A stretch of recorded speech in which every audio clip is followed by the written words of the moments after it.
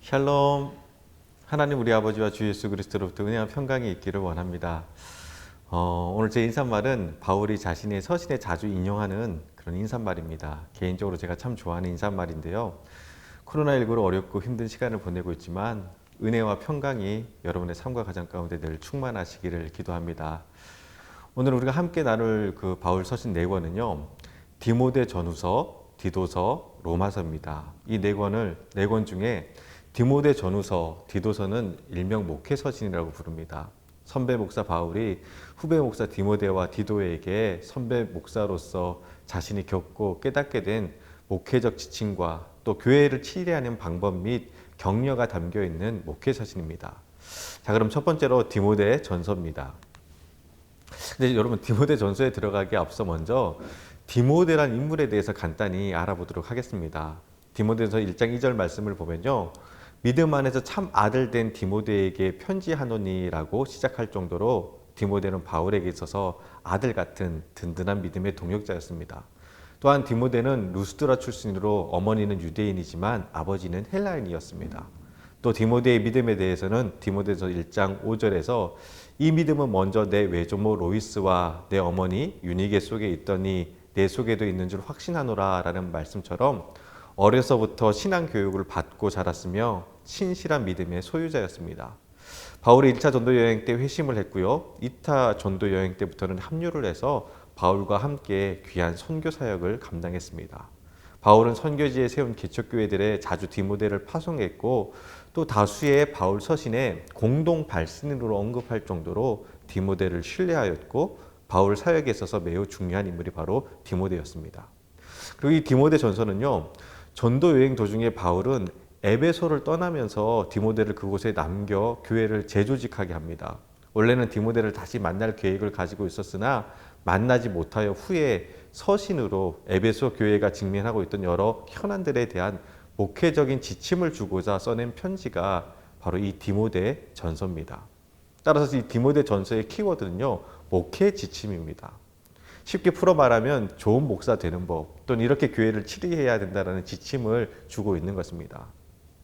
그 예로 디모데전서 4장 12절 말씀을 보면 제가 조금 더 쉽게 이해하기 위해서 표준 세번역으로 여러분 읽어드릴게요. 아무도 그대가 젊다고 해서 그대를 업신여기지 못하게 하십시오. 도리어 그대는 말과 행실과 사랑과 믿음과 순결에 있어서 믿는 이들의 본이 되십시오 라고 그렇게 말을 하고 있습니다. 목회자로서 교회의 영적 지도자로서 믿음의 본이 되는 목사가 되라고, 또 나이가 어리다고 위축되지 말고 영적인 권위를 갖고 교회를 치리하라고 권면해주고 있는 겁니다. 그래서 여러분, 디모데 저서를 읽다 보면요, 정말 믿음의 동역자이자 아들 같은 후배 목사 디모데를 아끼고 사랑하는 선배 목사 바울의 마음이 묻어나옵니다. 그리고 또한 당시 교회에 나타난 여러 가지 이단 문제나 윤리적인 문제들에 대한 바울의 목회적 가르침이 담겨져 있습니다. 그래서 디모데 전서의 주요 내용을 보면요, 첫 번째로는 이단의 거짓된 그 교리들을 배격하고 참된 신앙을 보호하기 위해서 거짓 선지자들에 대한 경고가 담겨져 있고요. 또 자질 있는 교회 직분자, 장로 및 집사를 선택하는 기준을 설명을 합니다. 그리고 예배의 지침을 제시하며 마지막으로는 경건하게 신앙생활을 하는 성도의 자세를 알려주고 있습니다. 그래서 디모데 전서는 선배 목사 바울이 후배 목사 디모데에게 목회적인 노하우와 또 격려를 담고 있는 그런 목회 서신입니다. 자, 다음으로 디모데 후서입니다. 디모데 후서는요, 디모데 전서와는 조금 분위기가 다릅니다. 디모데 전서가 목회적 지침을 가르쳐주고 있다면 디모데 후서는요, 자신의 삶이 얼마 남지 않았음을 직감한 바울이 자기의 동역자이자 아들 같은 디모데에게 쓴 바울의 유서와 같은 말씀입니다. 로마의 마르메틴 감옥에 갇혀 있으면서 언제 죽을지 모르는 급박한 상황 속에서 이것만은 꼭 기억해야 한다며 남긴 바울의 마지막 말, 그것이 바로 디모데 후서입니다. 그래서 흔히 디모데 후서를 바울의 유언장이라고 말하기도 합니다. 그래서 디모데 후서의 핵심 키워드는 바울의 유언장입니다. 자, 그렇다면 평생 예수님만을 전하다가 이제 그 예수님 때문에 감옥에 갇히고 죽는 날만을 기다리는 바울이 사랑하는 아들 같은 디모데에게 마지막으로 하고 싶었던 말이 무엇이었을까요? 놀라운 것은 바울의 유언장 같은 디모데 후서는요, 오직 복음으로만 채워져 있다는 것입니다. 디모데 후서 1장의 주제는 복음을 지켜라. 2장은 복음을 위해 고난을 받으라. 3장은 복음에 계속 거하라. 4장은 복음을 전파하라. 사도 바울이 자신의 삶의 마지막까지 붙들고 전했던 것은 오직 복음이었습니다. 복음을 지키고 복음 안에 거하고 복음을 전하라고 자신의 마지막을 준비하면서 자신의 아들 같은 디모데에게 남기고 싶었던 것은 바로 복음을 알고 그 복음을 지키고 그 복음대로 살아가는 것이었습니다.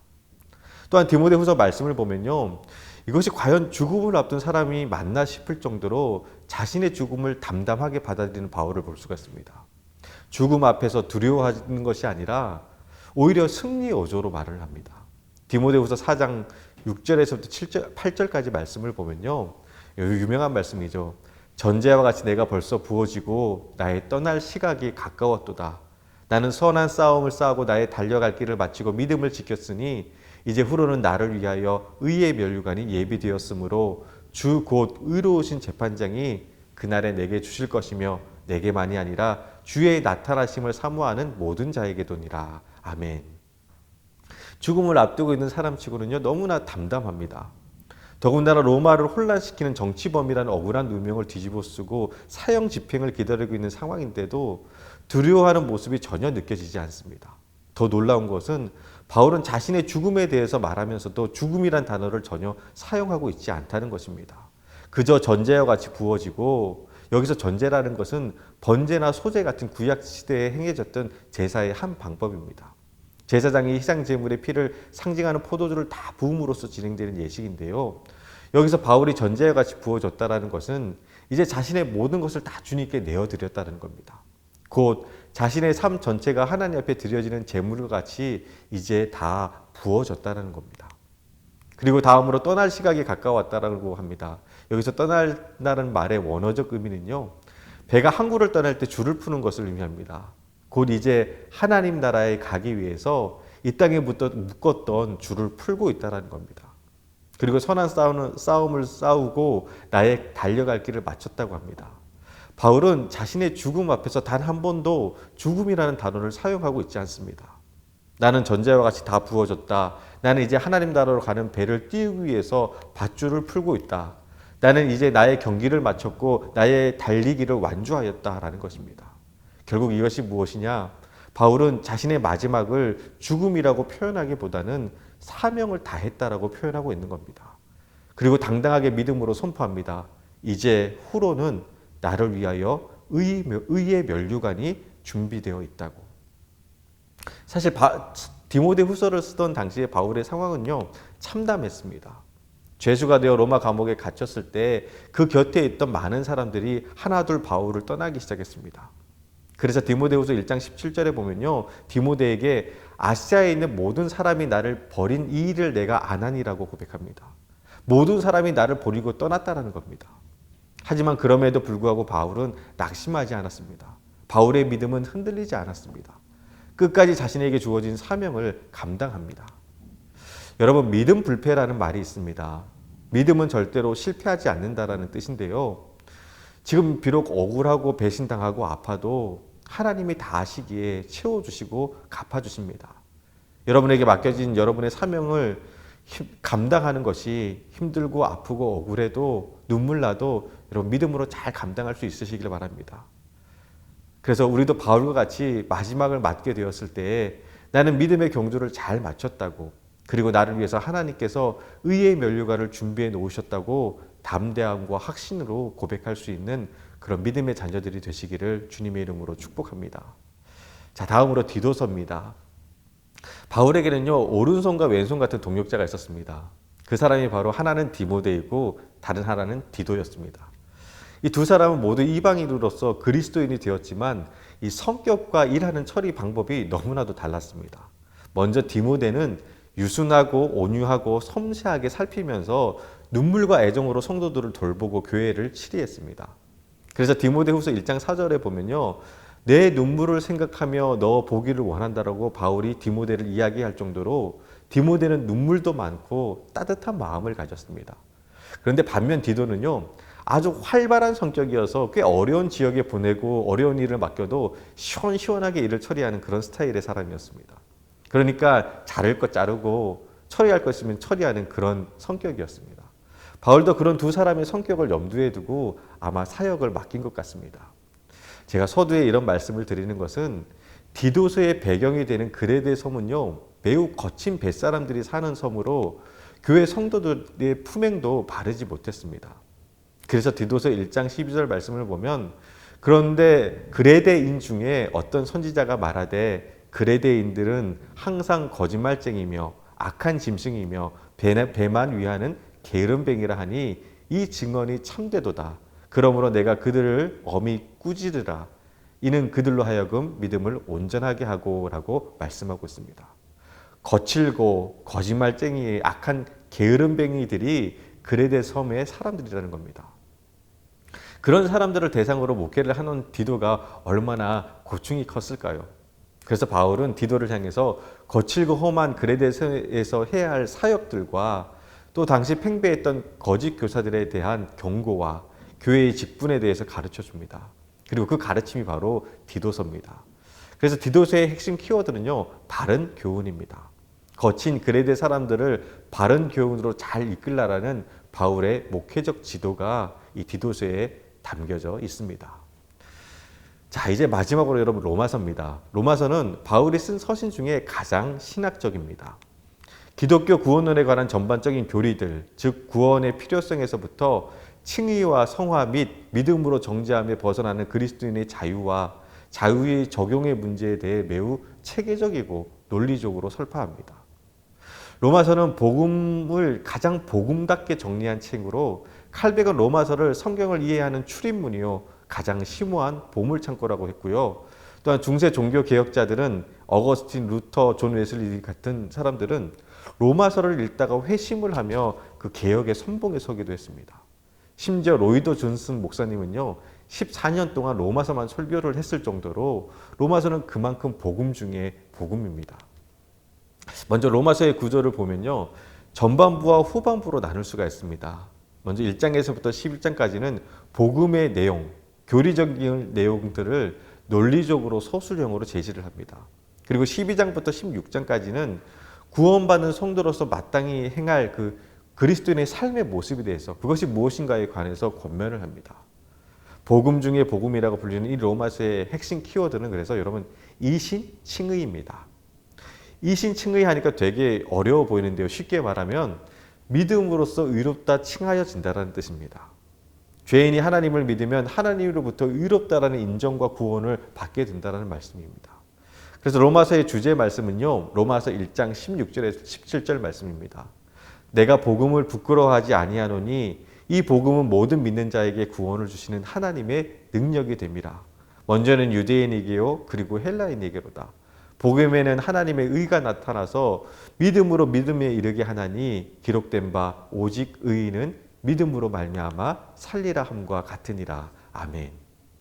오직 의인은 뭘로 산다고요? 믿음으로 말미암아 산다라는 겁니다. 믿음이 우리를 구원하는 것입니다. 기독교를 제외한 모든 종교는 구원의 조건으로 인간의 선행이나 공로를 말합니다.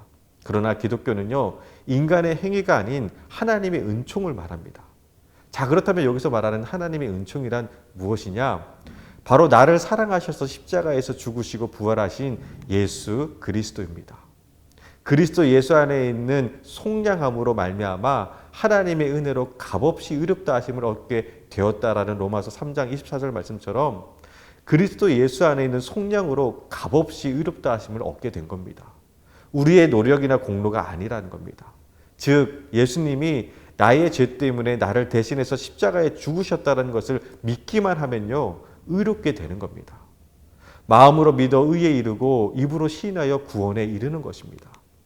그래서 만약 누군가가 여러분에게 무엇을 믿습니까? 라고 묻는다면 여러분 이렇게 대답하시면 됩니다. 날 위해서 죽으신 예수 그리스도의 십자가 죽음과 그 부활을 믿습니다. 라고 고백하시면 되는 겁니다. 그리고 사실 이 고백은 우리가 예배 때마다 함께 고백하는 사도신경의 내용이기도 합니다. 그래서 혹시 기독교의 교리에 대해서 자세히 알고 싶으신 분들은요, 로마서를 여러 번 정독하시면 좋습니다. 로마서의 내용이 워낙 방대해서 제가 짧은 시간 내에 다 소개해 드릴 수는 없지만 로마서에 담긴 중요한 7가지 교리에 대해서 잠깐 여러분과 함께 살펴보도록 하겠습니다. 하나, 왜 구원을 받아야 하는가? 모든 사람이 다 죄를 범하였음에 하나님의 영광에 이르지 못하였더니라는 로마서 3장 23절 말씀처럼 우리 모두는 여러분 다 죄인입니다. 그리고 그 죄의 싹은 사망입니다. 따라서 모든 인간은 하나님의 구원이 절실히 필요한 존재들입니다. 둘, 어떻게 구원을 받을 수 있는가? 그리스도의 피로 의롭다함을 얻게 되는 겁니다. 하나님께서 우리를 의롭다라고 인정해 주실 때 우리가 의로워지는 겁니다. 믿음으로 의롭다함을 받는 것입니다. 셋, 우리가 주 안에서 즐거워하는 이유는 무엇인가요? 믿음으로 의롭다 하심을 받은 자들은 예수 그리스도로 말미암아 하나님과 화평을 누립니다. 우리는 영원한 소망을 가진 자이기 때문입니다. 여러분, 그래서 우리는요, 죽어도 천국 갑니다. 그리고 그 천국에서 예수님과 함께 영생을 누리는 겁니다. 또 세 번째로 우리는 하나님의 사랑받는 자이기 때문입니다. 온 세상 날 버려도 주님은 나를 외면하지 않으시고 끝까지 나를 사랑해 주십니다. 그러니 어찌 즐겁지 않을 수 있겠습니까? 자, 넷, 한 번 받은 구원은 영원한 것인가? 네, 영원한 것입니다. 로마서 8장 38절 39절 말씀입니다. 내가 확신하노니 사망이나 생명이나 천사들이나 권세자들이나 현재일이나 장래일이나 능력이나 높음이나 기쁨이나 다른 어떤 피조물이라도 우리를 우리 주 예수 그리스도 안에 있는 하나님의 사랑에서 끊을 수 없느니라. 세상의 그 어떤 것도 하나님의 사랑에서 우리를 끊을 수 없다는 것입니다. 자, 다섯, 그리스도와 연합한 자의 특징은 무엇인가? 자, 첫 번째로 죄에서 자유함을 얻게 되고요. 또 그리스도와 연합한 자는 그리스도와 연합하여 세례를 받음으로써 율법에서 해방됩니다. 참된 자유함을 누릴 수가 있습니다. 성령의 능력으로 세 번째로는 성화를 이루게 됩니다.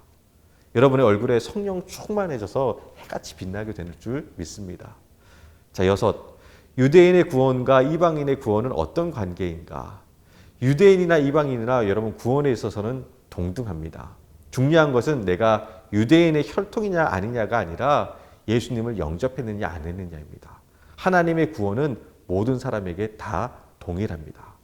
마지막으로 7번째, 구원받은 사람은 어떻게 살아야 하는가? 로마서 12장 1절 2절 말씀입니다. 그러므로 형제들아 내가 하나님의 모든 자비하심으로 너희를 권하노니 너희 몸을 하나님이 기뻐하시는 거룩한 산 제물로 드리라. 이는 너희가 드릴 영적 예배니라. 너희는 이 세대를 본받지 말고 오직 마음을 새롭게 함으로 변화를 받아 하나님의 선하시고 기뻐하시고 온전한 뜻이 무엇인지 분별하도록 하라. 구원받은 사람은요, 거룩한 산 제물의 삶을 살아가는 겁니다. 자, 이렇게 여러분 오늘 바울의 그 목회 서신인 디모데 전후서, 디도서, 그리고 마지막으로 로마서에 대해서 이렇게 함께 말씀을 나누었는데요. 오늘 강의를 마치면서 여러분 신약 성경이 총 몇 권이라고 했죠? 예, 27권입니다. 그런데 놀라운 것은 그 27권, 27권 중에 13권이 바울 서신입니다. 육체의 가시를 갖고 또 수많은 위협과 위기 속에서도 바울이 이렇게 놀라운 사역을 감당할 수 있었던 것은 다 여러분 은혜였습니다. 고린도전서 15장 10절 말씀을 보면요. 내가 나 된 것은 하나님의 은혜로 된 것이니 내게 주신 그 은혜가 헛되지 아니하며 내가 모든 사도보다 더 많이 수고하였으나 내가 한 것이 아니요 오직 나와 함께 하신 하나님의 은혜로다라고 고백을 합니다. 다 하나님의 은혜였습니다. 코로나19로 어려운 시간을 보내고 있지만 하나님의 은혜가 여러분과 언제나 함께 하신다는 것 잊지 마시고 이번 한 주간도 주님의 은혜로 승리하시기를 축복합니다. 감사합니다.